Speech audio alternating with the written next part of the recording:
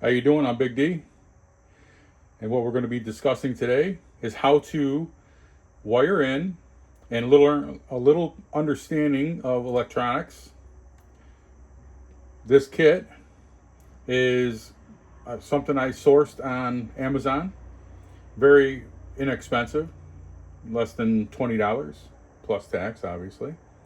I mean, the state has to get their fees, right? Now, this is a VEVOR 7x14.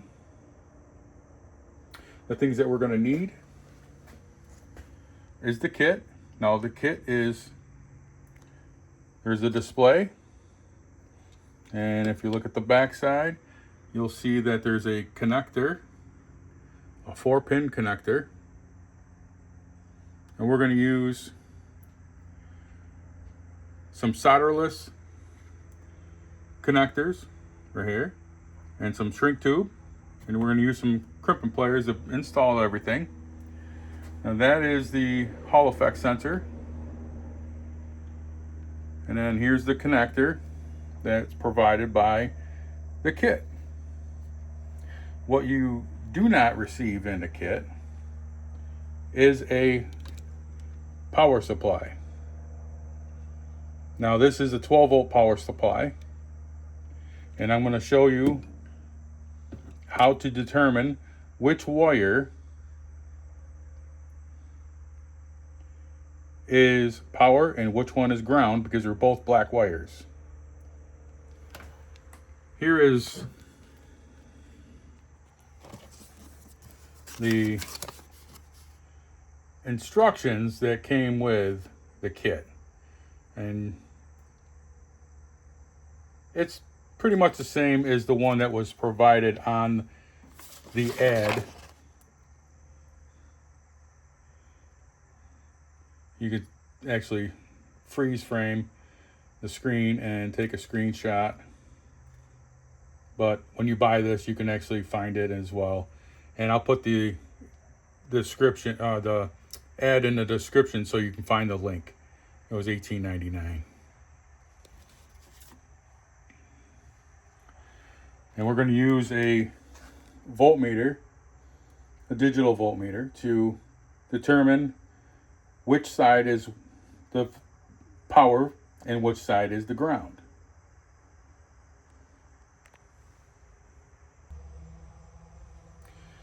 So the first thing we're going to do is we're going to plug in the DC outlet. Now this is something I found, it was from a router that I had in the past. I no longer have the router, but if you can actually see the voltage, and it does show you the center used to be positive and the outside used to be the negative. But you don't know that when you take this apart. So you have two black wires, and we're going to demonstrate how to determine which is which. Here I go. I'm going to plug it in.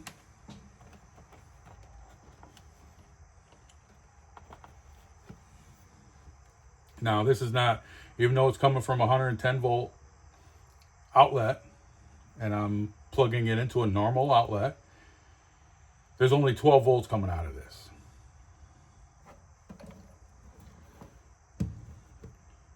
So what I'm going to do is I'm going to wrap this around the pin of the voltmeter, and then we're going to determine which is which. So right now there is 17 volts. So when it says 12 volts, it's a minimum of 12 volts. Now, what I'm going to explain is, right now, you don't see anything but the voltage of 17.43. I hope that's what's coming through on the video. Now, if I switch from one to the other,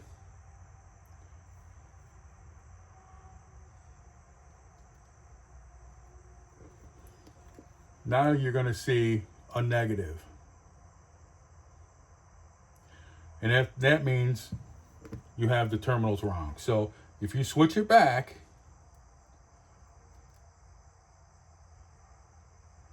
now I have that one on negative and this one a positive. We're back to normal, no negative.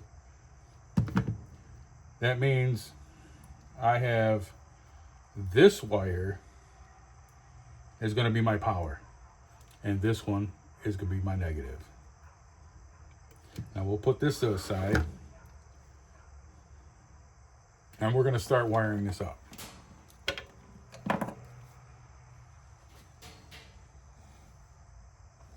Please bear with me. Now we have the red coming from the connector,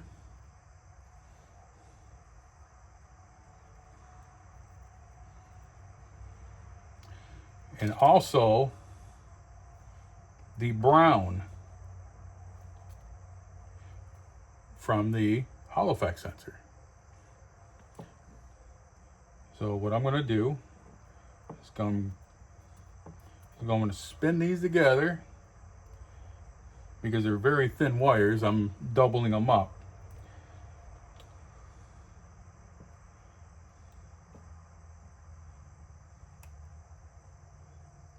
And now that's going to be one side.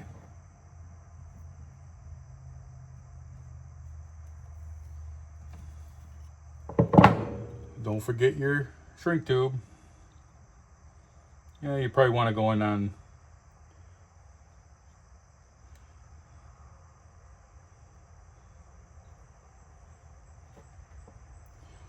the longer lead, so that way it'll work. It'll give you more area to move and work with.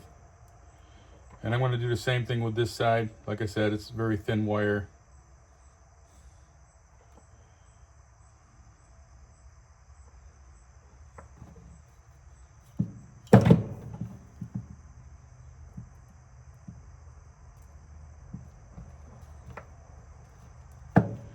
Grab those. Now we have a black and a blue that are going to go together. Now there's a blue from the transducer and then the black from the connector.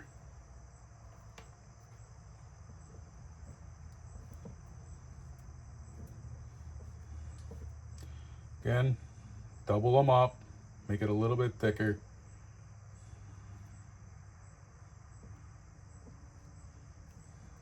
Make sure you have enough lead coming out of there.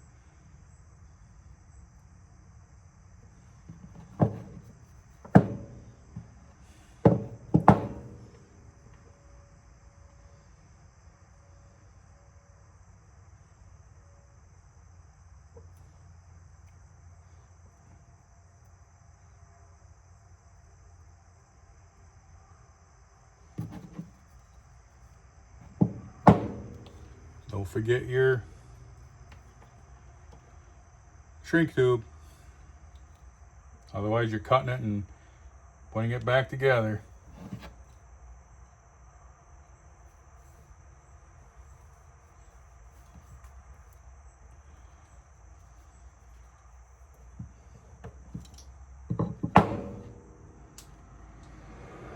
Double up this side.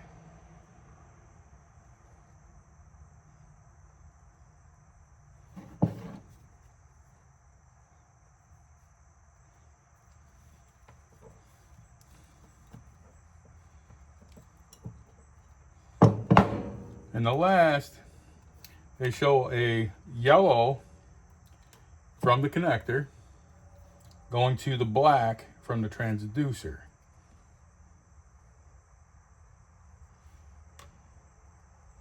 Again, double it up. Okay.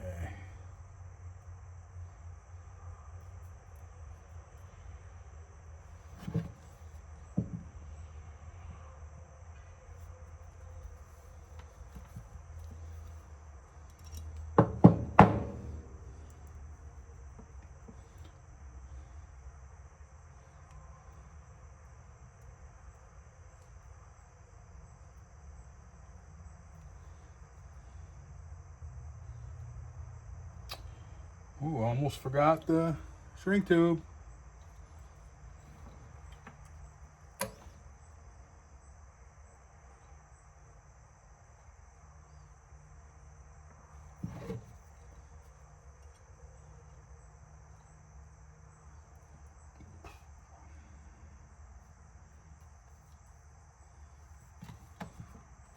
Make sure they're crimped really tight. Now what I use is a mini little torch.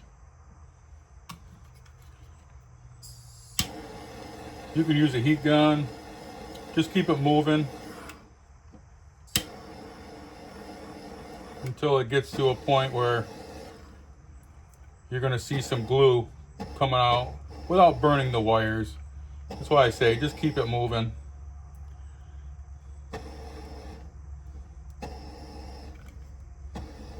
Just keep going around. And there you go. This is what we're looking for. You can see the glue coming out of the ends.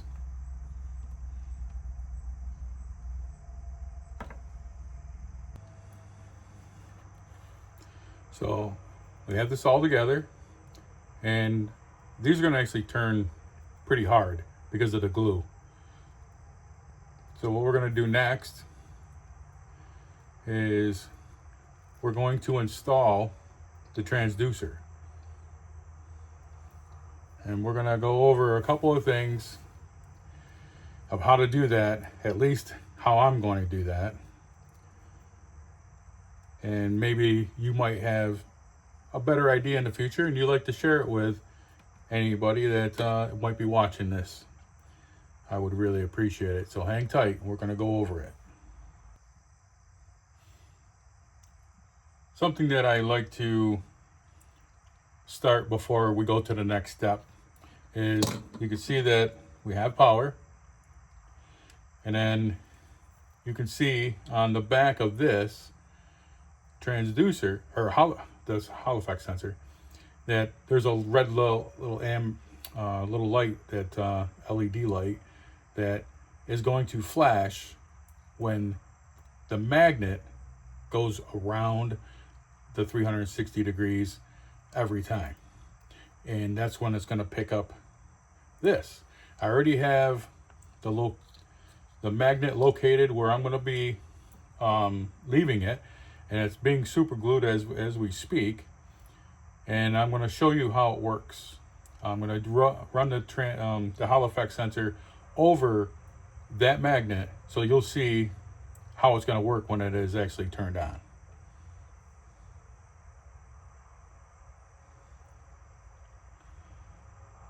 That's just moving it back and forth. Now the magnet has to be mounted in a position where one side of it is going to be where this picks up. So you have to know which side of that is which side that actually has to face up. That's what you have to determine on your own. After you get this up, now you're going to take this and go over the magnet to find out which side is the part you're going to be facing up. Okay, we can go to the next step now.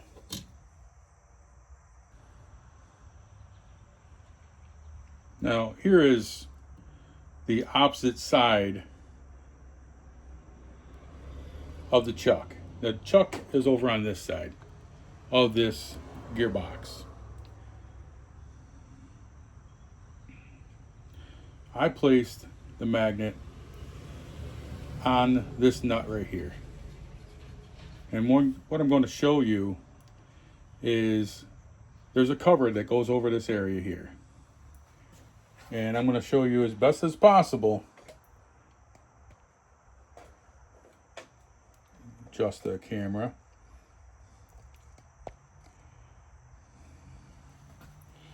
As best as I can.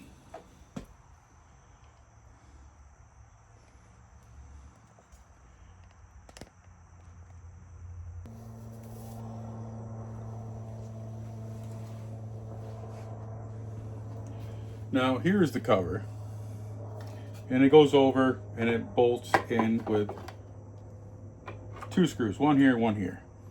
We're not gonna bolt it in yet. What we need to do is take some measurements.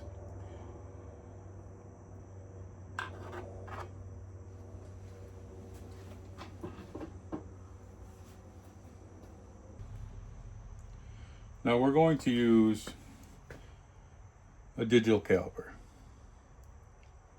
and we're going to set it on millimeters. Now if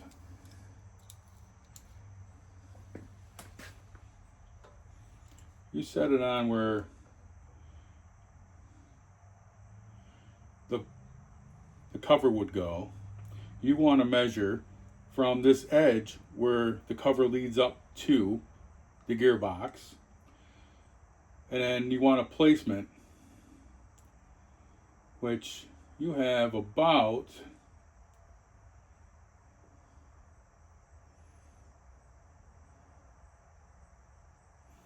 it's about 43.5 millimeters. And then you're going to want to measure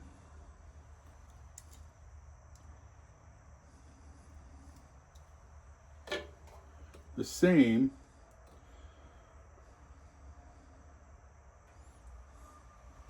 of going down.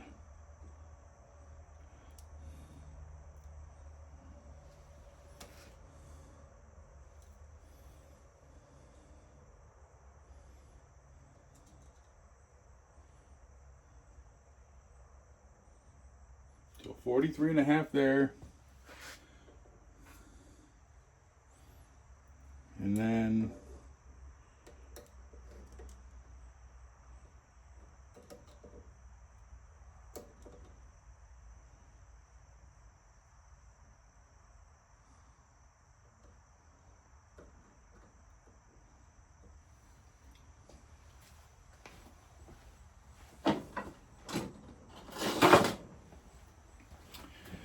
I'm going to use a little bit of a straight edge here.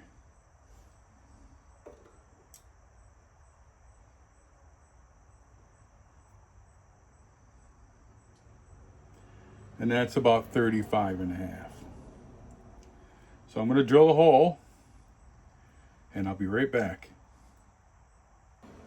Now before I drill the hole, I need to measure the Hall effect center, and that's just shy of 12 millimeters. So I'm going to drill a 12 millimeter hole, and it'll have enough clearance.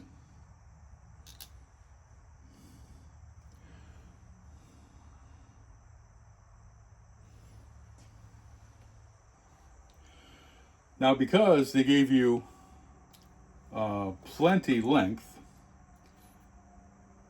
you're going to have to be delicate. Bring this in until it touches. See if I can do it so you can see it. And then adjust this nut.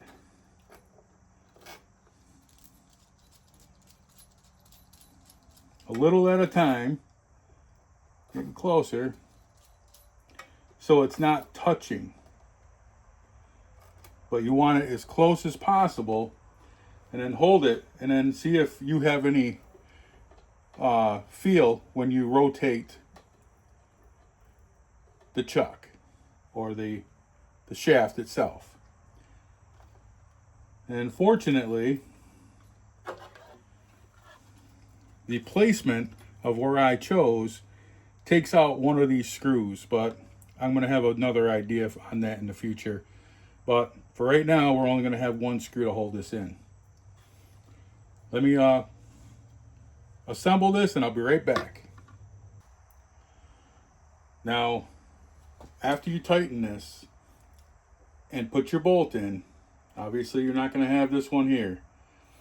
That's my mistake, but I thought this would be the best position. Like I said, this is my first time. I'm going to probably figure another way next time, but you know, maybe in the top, but I didn't want it exposed. So make sure when you tighten this and mount your cover, that you turn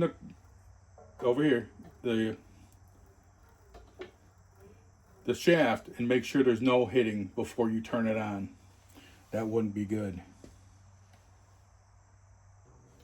Okay, now that the everything is mounted except for the display itself, we're going to have to come up with a bracket for this, and we're going to put this in some electrical sheathing so it'll look presentable, a little more professional.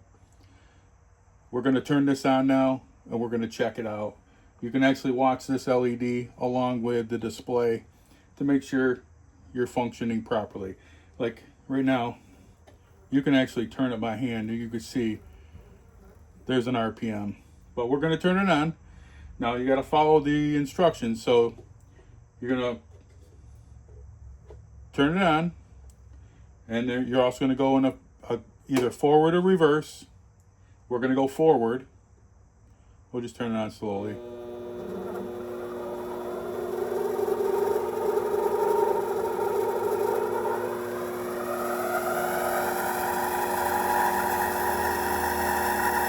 This is probably displaying backwards. I apologize if it is. So if you like what you've seen and the instructions that I've given, I would appreciate a like and subscribe.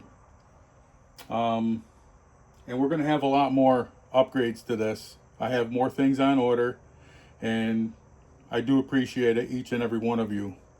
God bless, and take the rest of your day a little easy now that you know a little about an RPM display and how to install it, and maybe a little electrical. And leave me a comment. Let me know if I did okay. Thank you. Let's turn it off. I appreciate it. Have a great day.